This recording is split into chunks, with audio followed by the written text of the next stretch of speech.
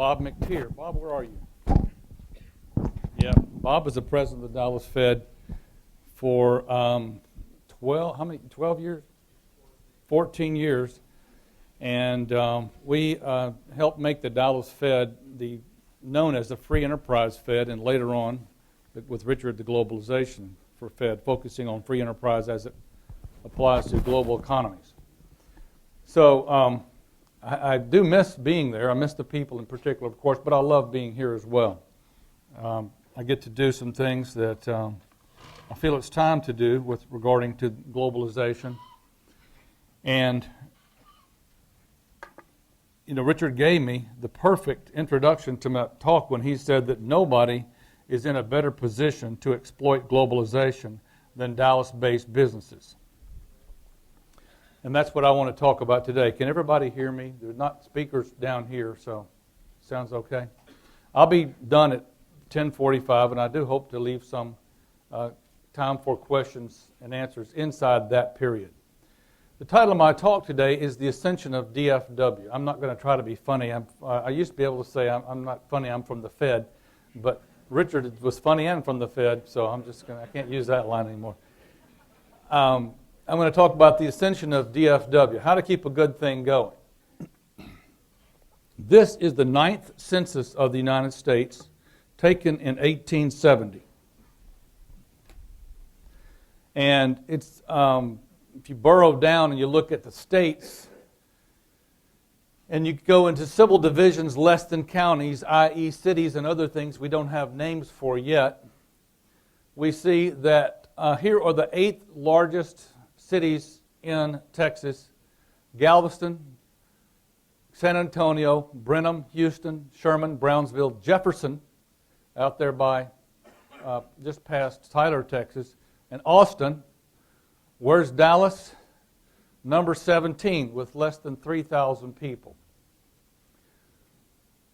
Our buddies up the road here in Jefferson were on a canal that would happen to be backed up. The water was backed up by beavers down the road, down the stream.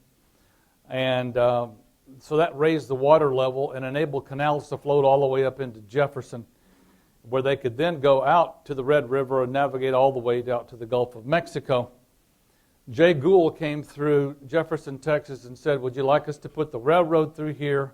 And they said no. And he came back the next day and said, "Are you sure we would not like us to put the railroad through here?" And they said, "Get the hell out of here." And so he left angry and told them, "Grass will grow on your streets." Promptly went back to Congress and had the Corps of Engineers blow up the log jam downstream, and the river fell. And then he put the railroad through Dallas. Now here is the map of the railroads in the United States in 1870. We had 53,000 miles of track in the nation at that time, but they did not come through this little spot here where we all live today. There was nothing here, but we undertook for the next 2 decades, from 1870 to 1890, the most rapid building period in the railroads of the United States. And we tripled the amount of track, more than tripled, from 53,000 miles to 167,000 miles. Now here we are with the railroads coming into and out of Dallas. And so all of a sudden we're on the map, and Dallas is beginning its ascension. This ascension, of course, which placed us at the crossroads of railroad commerce, was critical for the development of Dallas. And we were 30 years later, in 1920, we were the 42nd largest city in Dallas, with not less than 3,000 people, but roughly 160,000. The railroad enabled us to become an agricultural center and ship things all over the place and move the cattle to market and so on. But we were still not industrial, but an agricultural city. This is 1920, and a lot of when I'm looking for a big house in Dallas, as I am now, I typically try to find one in the 1920s. I like the styles of the houses back then. But it's very difficult to find a big old house in Dallas, meaning there was much wealth at all, and many people with wealth. It would have been agricultural wealth.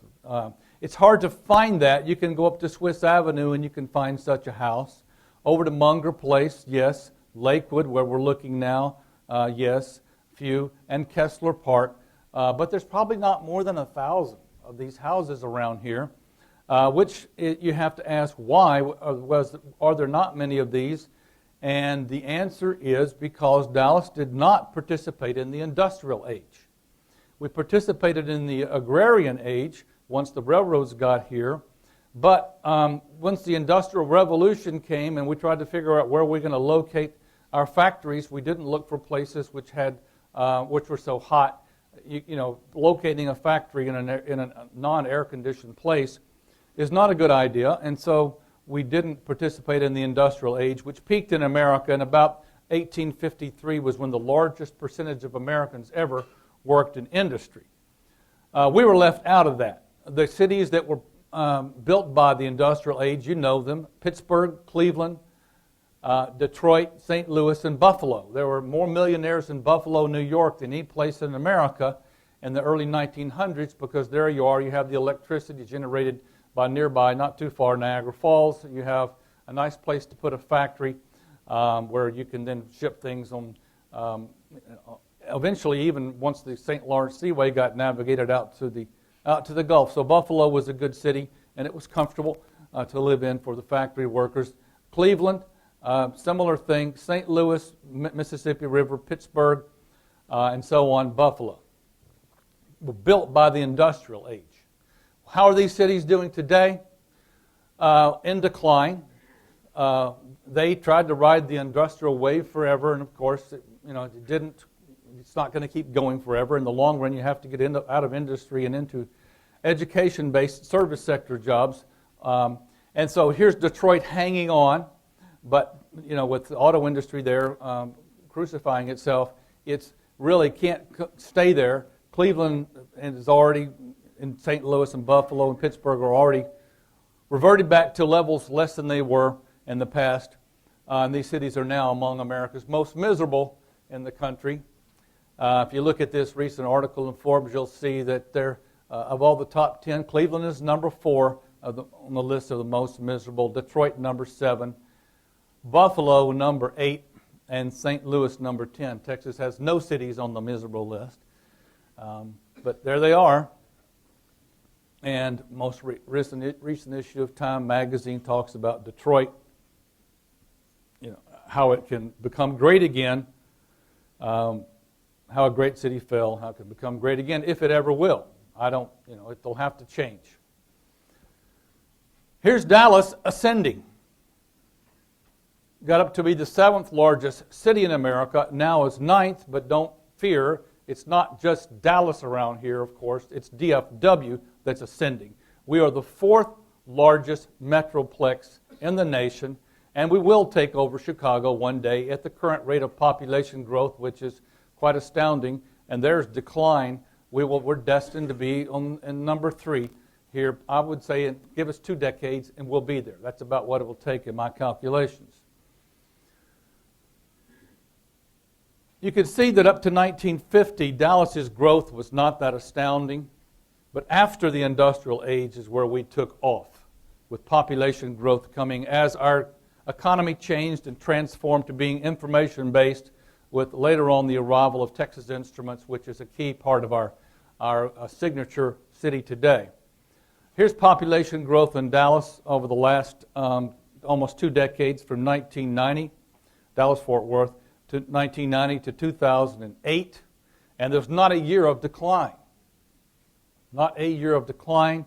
Over the last 10 years, we've seen an average number of 150 people move here per year. Over the last 3 years, an average of 165,000 people per year. That's 1 million people every 6 years. I'm from Little Rock. In Little Rock, when I was born, it had 155,000 people. It still has 155,000 people. Oh, I should tell you, Jefferson has 1,600 people, not 4,000. Dallas, of course, we don't have 3 anymore. We got this huge number. So this is 1 million people every 6 years, which is tremendous growth in an area, which feeds all kinds of demands and good things happening. We have 3 principal cities. Dallas, Fort Worth there was only one city that was listed in the in 1870 among all those cities around here. Fort Worth wasn't yet a city. Arlington was not. Dallas was a city. We have 10 cities with a population of 100,000 or more. We have 51 cities between 10 and 100,000. Some of these about to go over into the over 100,000 category. And we have 150 cities and towns with populations of 10,000 or fewer, such as little things like Highland Park over here, or Prosper, one of our most recent ones, growing just north on up of Allen, and so on. So it's an incredible metroplex. I could keep labeling these, but here are some of these areas around here of Dallas, Fort Worth, in terms of their size. Just a quick glimpse of their size, but it's a giant growing metroplex. How do we compare in terms of our unemployment rates to the unemployment rates of other metroplexes? Well, the answer is we have the lowest unemployment rate of all, with the exception of Washington, D.C., which I wouldn't regard as a real city. They're just spending your tax dollars buying whatever they want, and that's easy way to maintain an economy. I don't think anybody else in the country can. So when it really comes to the competition, we're beating them. Low unemployment rates. This is, when I was at the Dallas Fed, one of the first things I did after arriving was to create a thing which I wanted to call it the Cox Index, but it got called the Spaghetti Index, and it's an index of employment by Federal Reserve District, of the 12 Federal Reserve Districts, and here they are. Here's indexing them all back to 2000. Here's what's happened to employment back over the next 9 years. And you can see that we weren't leading even as late as end of 2005. There were more gains in jobs in San Francisco and Atlanta than Dallas. We weren't leading, but we were doing quite well. But if I add a couple more years, you see Dallas blows right by San Francisco and Atlanta as the leading adder of jobs in the economy. And in the recession, they've turned down. We've held up quite nicely. So we've been doing great throughout this recession. And there's now a wide gap between employment in our area and employment in the second highest, Kansas City, in terms of the gains here. So we're doing quite well. And as Richard Fisher had said recently, he expects that we would emerge from the recession ahead of the nation as a whole, before and ahead. Things are good here, and they're getting better. We have more Fortune 500 companies now than any other state in the nation, surpassing New York a year or two ago. That trend will continue unless, and this is one of my fears, that won't show up in the data unless national companies who live somewhere else buy our companies, like HP just bought EDS, and that kind of thing is happening, and then we'll just look like we're not great, but we're still, if you underneath it, you'll see that we are. But Texas now has 58 Fortune 500 companies. Around this area here, DFW, if you look at our Fortune 1000 companies, there are many, many of them. Here they are. That's a lot of Fortune 1000 companies to have in one place. But if you really comes down to it, the metropolitan area of DFW is home to over 10,000 corporate headquarters, making DFW the largest corporate headquarters concentration in the entire United States. So, hopefully I've convinced you that good things are happening here. So we should next turn to the question, why here, why now? Well, I'm going to have a couple of factors I'd like to focus on, beginning with the economic freedom factor. Some great work done by the Fraser Institute, by colleagues of my buddy here, Robert Lawson. They look at economic freedom of the states. They look at economic freedom of all the countries, too, in the world, but Robert's going to talk about that later on. I'm going to talk about economic freedom of the states using their work. And they show that Alberta and Texas are the second freest places in North America, Delaware being first, but Alberta and Texas are tied for number 2 in terms among states and provinces. And you'll see on down the list we have a lot of the New England states, some of the least economically free. Why is that important? Because there is a big relationship between economic freedom and income. The more free states or provinces are moving this way, you have a positive deviation from economic freedom, you're more free, and your income is higher to show for it. So there is a big relationship between economic freedom and income. How does Texas compare to other states? I'm just going to do states, not provinces now, in terms of economic freedom, as judged by the measures that go into the index of economic freedom among the states. Well, Massachusetts has a 12% state income tax rate, Oregon 11, Hawaii 11, and so on. A lot of the New England states, high income tax rates, whereas Texas, you know, you don't pay any state income taxes. 0 among 7 states total which have no income tax, corporate income tax. California, almost 11% corporate income tax. Again, many of the New England states, the same thing. High corporate income tax rates. We have franchise fees and things very small. Around here, basically no corporate income tax rate. What about sales tax? Well, people, you might say, well, yes, but you make it up with a high sales tax rate. No, we don't. We don't even have a sales tax rate that's here in the average, in the middle of this distribution. It's lower than normal across the state. So again, that's very inviting of economic freedom. Government consumption is not large as a fraction of gross state product. We only have government that's 18.3% of the pie here, whereas in many of the rest of the parts of the nation, much higher numbers prevail, particularly, again, if you get to the Northeast. Government is big. And it's good that we don't spend a lot of government money transferring wealth from the rich to the poor. We're not a welfare state. 3.7% of our GSP is spent on government transfers, whereas in other parts of the nation it's 3 times that. You know, in Alaska, the people get money just for living there from being part of the oil wealth. Government share of the labor force is about average in Texas. So we're not the best, but still not bad. But here's something I regard as extremely important.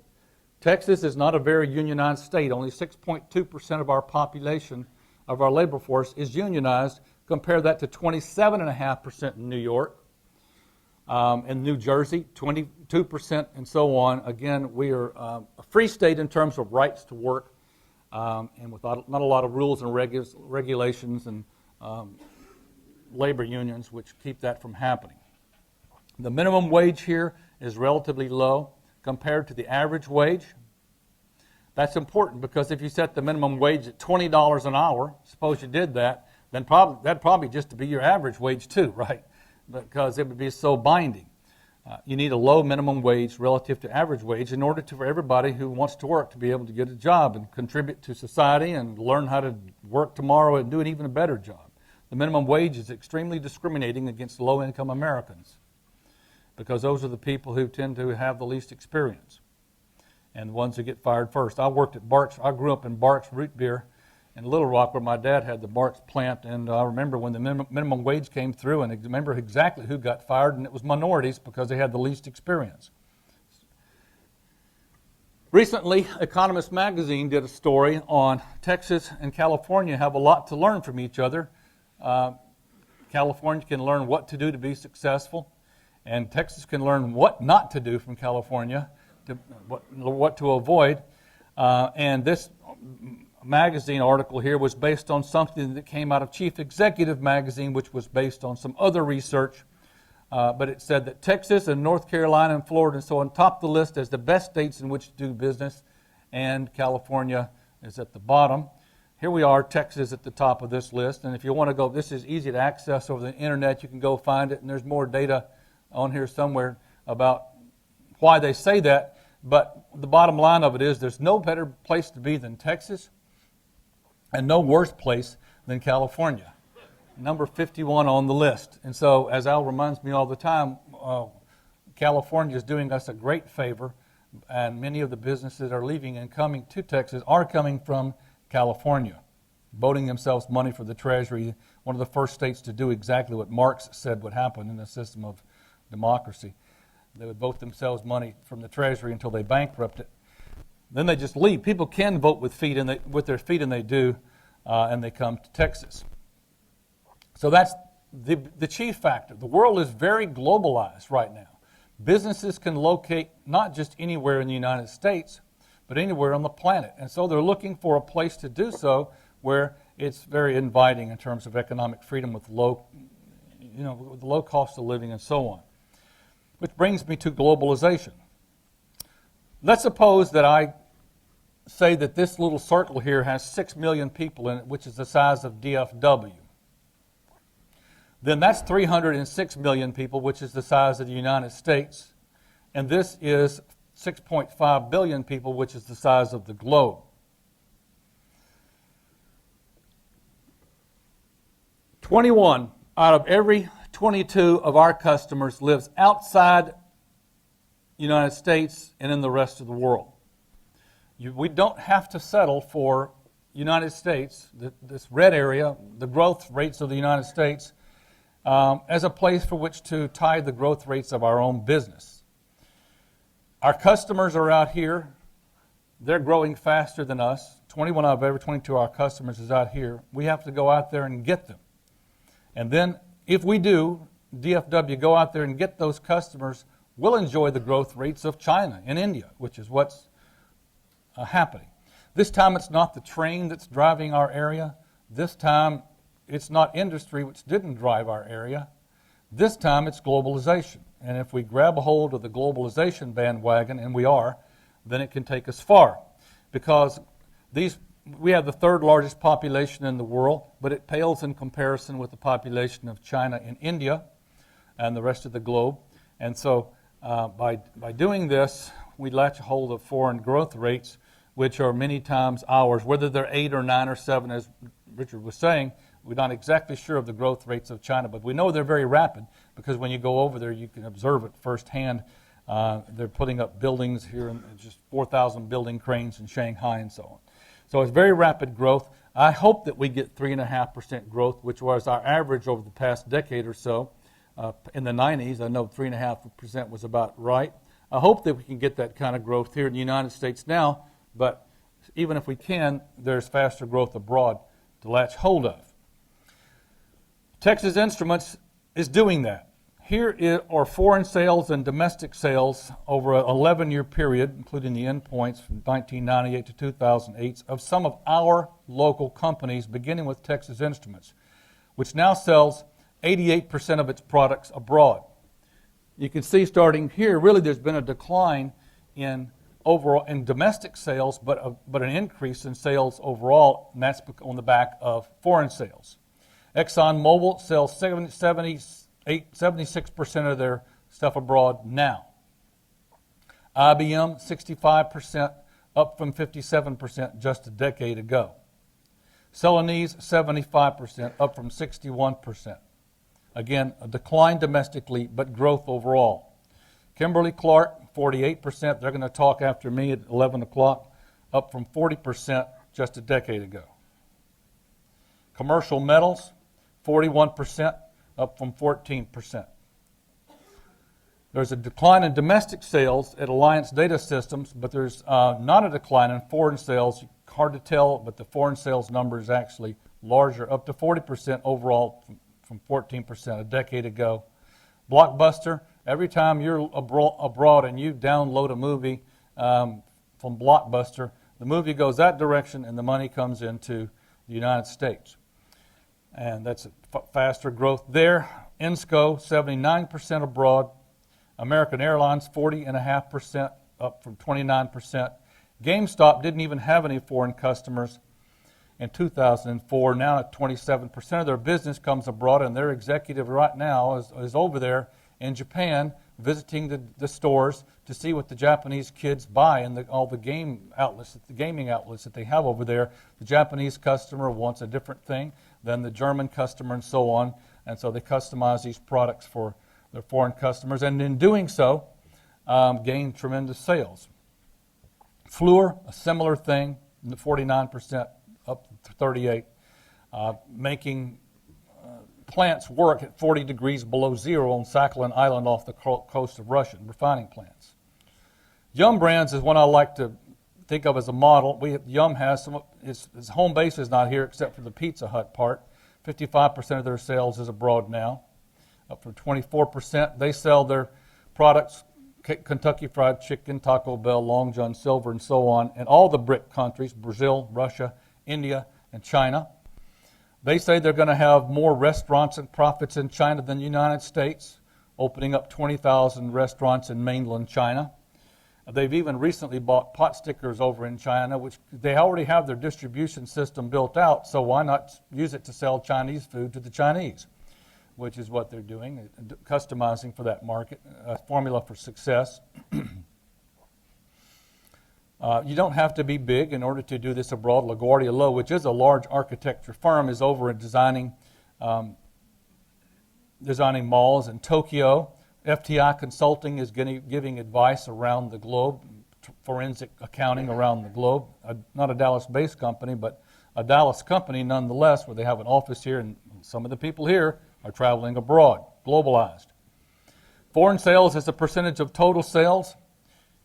Here's some figures for that. In 28 selected Dallas-Fort Worth-based public companies, large public companies, and you can see the numbers are quite high.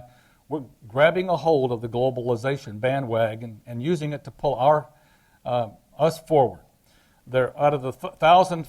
Here's some of the Fortune 1,000 companies in the DFW area. All the ones in red are definitely globalized, especially in terms of selling their product abroad, and the ones in blue are globalized in terms of buying from abroad. And I would add also to that Tandy Corporation over in Fort Worth.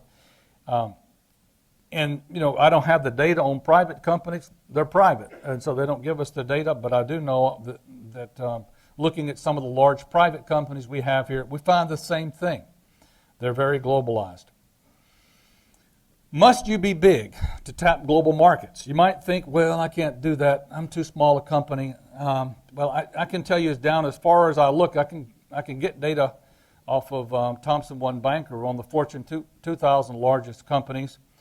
And so I have foreign sales here, total sales here, annual sales, starting with 400 million, going up to billions. And then I've got the percentage of their sales which come from abroad on the horizontal axis. If you had to be big in order to globalize, you would expect all these companies' dots to line up along this line. Instead, this is what it looks like. It's a scatter shot. So big and globalization don't have that much to do with each other. Here's a company over here which is small among the smallest of the Fortune 2000 companies, selling all of its products abroad. We recently had a forum in here about 2 weeks ago at which I spoke, where we took the 100 fastest growing businesses in Dallas, and there's going to be an award for them coming up in a week or two downtown. And these are not they're in alphabetical order, so I'm not revealing the winner here.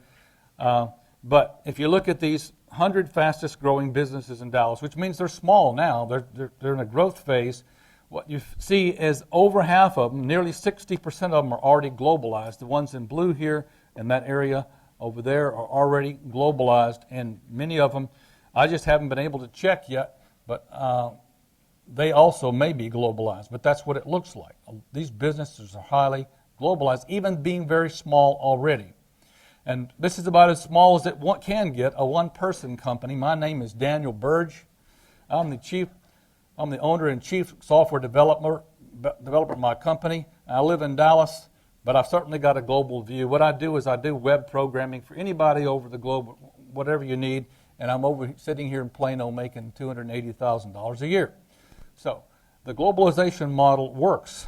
Big, small, it doesn't matter. It's the way up. How do we keep a good thing going then? I'm about done here. So it's, I basically have told you, how do you keep a good thing going? How do you keep from being Buffalo, Pittsburgh, St. Louis, Cleveland, or Detroit? How does Dallas stay up here? We do so by, number one, we have to embrace economic freedom. We have to be that place on the planet that companies want to move to and you want to live. With low taxes and small government, shunning unions, and letting economic churn work to remake us. A few years ago, I remember in the late 80s, that some members of Parliament came to the Dallas Fed, and because we had suffered through an oil crisis and somehow our economy had magically reemerged, doing great again. And they said, what did you do to make your economy grow so rapidly again? And we said, nothing. We just let creative destruction work, let the churn work, and it remade itself. So we need that to happen. Also, we need to embrace globalization. This thing that's bringing us up in the world is not going to go away. It's not the train that's going to be important forever. It's not industry. It's going to be important forever. And we need to look abroad for our sales and outsourcing, insource shamelessly. There's nothing wrong with that. In fact, we're winning that battle quite handily. There are 22 areas let's just look at services sector trade. There are 22 areas of trade now where the Bureau of Economic Analysis collects data on imports and exports of services trade. If it's an import of services, it's called outsourcing. We are importing, you doing it from the rest of the world, and that is in kind of a goldish color right here. And the blue is insourcing. This is us selling it to the rest of the world, exports. Out of all the 22 areas of services sector trade, America only has a deficit in 5 of them, and our largest one is insurance. And I reprimand the insurance people all the time. Why can't you go over there and sell insurance to the people in China? They're building houses, they need insurance. But none of our deficits are very large.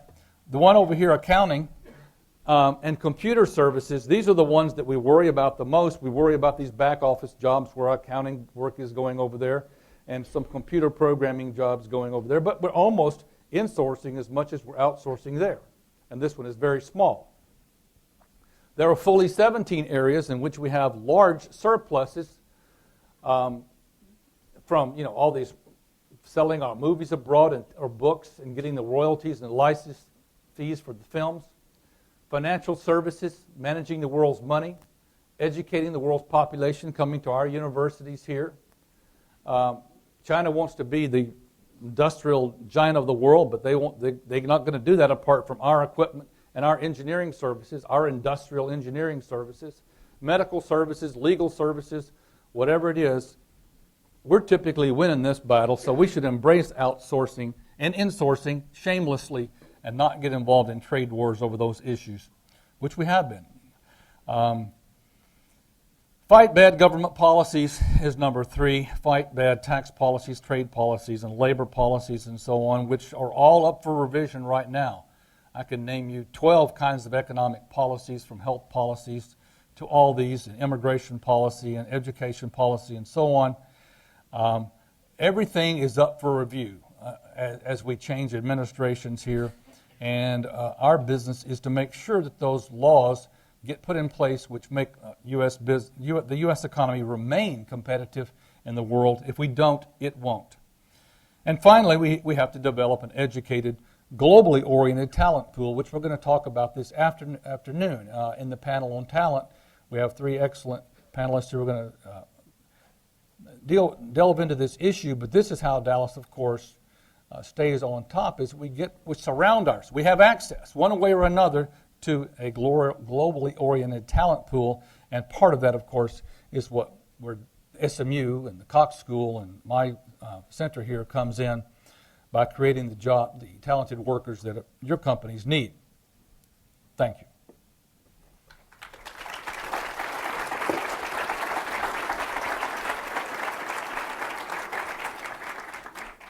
If your watch is correct, Robert, I've got 9 minutes for questions and hopefully some answers. Anybody have any questions?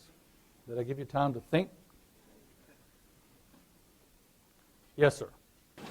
Which insurance companies are doing the best job right now? Selling abroad? No, I don't know. I know that Transamerica has a foreign operation, and there's some in that big circle that's gold, where we import a lot of insurance business. A lot of that is reinsurance from the rest of the globe, which we are not as involved in as we could be. But you've got Lloyd's abroad, and some of the other, particularly British companies, which are doing reinsurance for the United States. And so that's a large part of the reason that gets to be so big. But that is an area we can get into as well, and should. Yes, sir. Many people recently have been bemoaning the destruction of the collapse of the Texas venture capital industry. And when you look at some of the laggards that you mentioned, competitively, like San Francisco, like Boston, the promoters of those cities will tell you that what they have are these confluences of educational institutions, talent, beautiful places to live, right, and venture capital. Right. What do we do in this city to address that problem and to be able to better compete with those cities for talent? Great question. The question is, how can we maintain our advantage over places in the rest of the world that for example, have the mountains, have the beach, have a better climate, and all these other, have the universities that we don't have? Well, one of my colleagues here, Dwight Lee, raised in the public choice doctrine and is responsible for having developed some of this literature, which I think explains it quite nicely. Imagine we have a place in America where everything is the same except for one thing, and that's how nice it is to live there. So you have some places where there's beach and mountains and beautiful weather all the time, and you can always be outdoors. And another place which is flat, hot, no mountains, no beach. Okay? Dallas, right. So what happens over time? What happens is that people, of course, first move to the area where it's nice. And then the government moves in to the area and says, look, we have things which people want and people are willing to pay for to come here. But they are not having to pay for it, so let's extract some of that rent from them.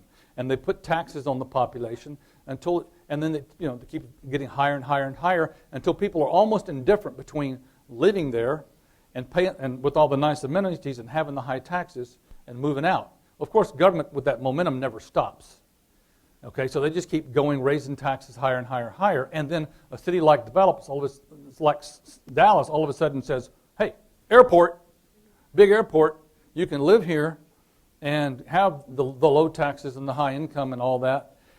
And if you want to go to see the mountains, go see them. And so, get out of here." And so people leave Dallas for a month, and they go out to Jackson Hole, and then they come back to the low tax environment. So that's the equilibrium. The equilibrium is that these states have basically worked through their governments, worked themselves out of a chance. So what we have to do is just, to answer your question, keep the taxes low. We can't grow mountains. We're not going to have a beach, but we can keep taxes low, keep the unions low. We can keep all those costs down. Now, as to the university thing, thanks for asking the question. We need the university to become great. The Cox Business School is 18th now in the rankings for their MBA programs, for the full-time MBA programs. We're ranked 10th or 11th, depending who you look at, for our PMBA programs. Our executive MBA programs rank similarly high. It's exactly what we need. So what's happening here, what we need to continue to happen, is the solution to us being Harvard, what they said, Stanford is the SMU of California. Just one comment.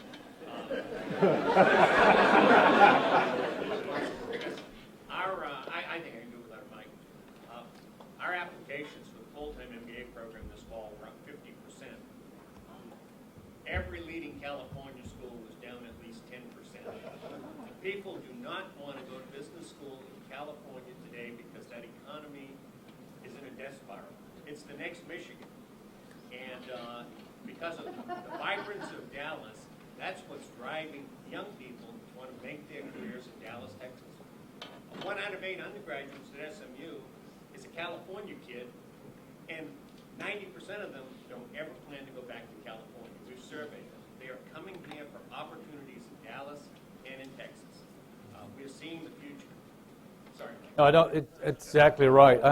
I thought that we've had that same thought independently, and I say, you as a student, you want to go to a school and graduate it into the business environment of that area, because you're going to be doing internships here. You're going to be getting to know the businesses, and that's what's happening. Doug, hi. I'd like to know, when the DFW airport opened up in 1973, air traffic moved to the field out there, that changed the dynamics of the metroplex, I would say. our water system was thought out 25 years in advance, with 150,000 people coming in on an annual basis, 6 million people in this area. What the thought leadership you have here, what type of infrastructure needs to be thought about and put in place in this the DFW community that needs to be thought out ahead, that we have to take the leadership role to do today, that we need to think about this on your mind? I know we've got policies and other issues to deal with, but I know infrastructure has got to be critical in maintaining our leadership and not become a buffalo. Well, you know, physical infrastructure is important. In the past, a lot more than it is today. If you look at the way China is trying to make itself up as an industrial giant, their physical infrastructure of roads, of shipping ports, of ships themselves, of electric power plants, and all those things are very important. Our infrastructure is really education and support for it. The arts, the things that educated, worldly, global people want. The world is developing a class of highly mobile, multicultural, multilingual people who are comfortable in different countries and in different environments. Some of the successful ones, the global creative class, will have homes in different countries, and we'll just move right into this house when they're there, or that apartment when they're there. What those people want is exactly the things I just named. They want education, they want culture, they want the things that we are growing. I mean, look downtown at what's happening. It's wonderful with the education here. It's developing. I think that's it. Doug. I think it's the educational and intellectual infrastructure has to be here for that. One more question, and I'll stay on time. Alan. No, I'm sorry. Frank. Roby. Sorry. I've been kind of taking a little story from watching our baseball team and the way many teams just can't seem to make money.